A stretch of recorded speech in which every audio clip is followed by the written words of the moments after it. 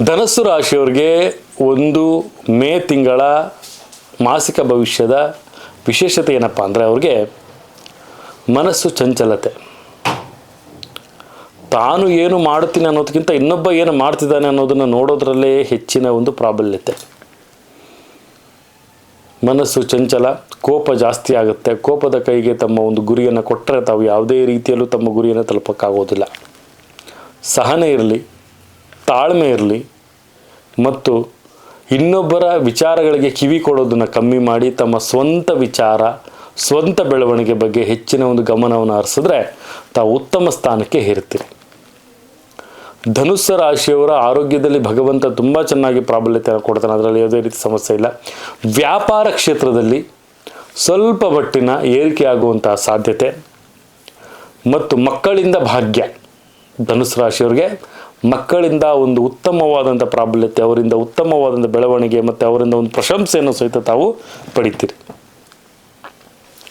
ಧನುಸ್ಸು ರಾಶಿಯವರು ಆದಷ್ಟು ಸಹಿತ ಈ ಒಂದು ಮಾಸದಲ್ಲಿ ಸಹನೆಯನ್ನು ಕಳ್ಕೋಬಾರ್ದು. ಮಾತಿನ ಒಂದು ನಿಗಾ ಇರಲಿ.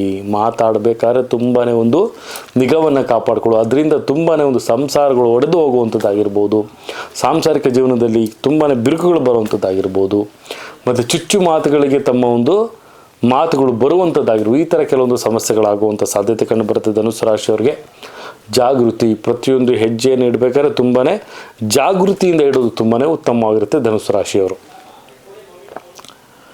ಆರೋಗ್ಯದ ಕಡೆ ಸ್ವಲ್ಪ ಮಟ್ಟಿನ ಗಮನವಿರಲಿ. ಪ್ರೀತಿ, ಬಂಧುತ್ವದಿಂದ ನೋಡಿ. ಪ್ರತಿಯೊಬ್ಬರೂ ಸಹಿತ ತಮಗೆ ಬಂಧುತ್ವವನ್ನು ತಂದು ಕೊಡ್ತಾರೆ ಅಂತಲೂ ಸಹಿತ ತಿಳಿಸ್ಕೊಡುವುದಾಗುತ್ತೆ. ಹಣದ ಒಳಹರಿವು ಜಾಸ್ತಿ ಆಗುತ್ತೆ, ಹೊರಹರಿವಿಗಿಂತ.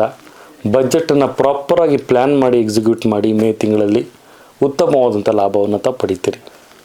ಆರ್ಥಿಕತೆಯ ಲಾಭ ಇದೆ, ಆರೋಗ್ಯದ ಲಾಭ ಇದೆ, ಸಂತಾನದ ಲಾಭ ಇದೆ ಮತ್ತು ವಿಶೇಷವಾಗಿ ತಮ್ಮ ಒಂದು ಬುದ್ಧಿಯನ್ನು ತಾವು ಸ್ವಲ್ಪ ಬದಲಾಯಿಸ್ಕೊಂಡ್ರೆ ಭಗವಂತ ತಮ್ಮನ್ನು ತುಂಬ ಚೆನ್ನಾಗಿ ಇಡ್ತಾನೆ ಅಂತಲೂ ಸಹಿತ ನಾವಿಲ್ಲಿ ತಿಳಿಸ್ಕೊಡ್ಬೋದಾಗತ್ತೆ. ವಿಶೇಷವಾಗಿ 7 ಅನ್ನುವಂಥ ಸಂಖ್ಯೆಯನ್ನು ತಾವು ಆಧಾರವಾಗಿ ಇಟ್ಕೊಳ್ಳಿ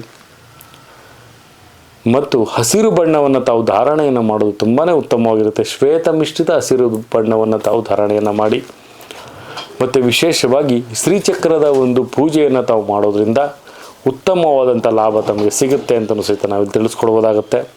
ಇದಾಗಿತ್ತು ಧನುಸ್ಸು ರಾಶಿಯ ಮೇ ತಿಂಗಳ ಮಾಸಿಕ ಭವಿಷ್ಯ ಅಂತ ಹೇಳ್ತಾ,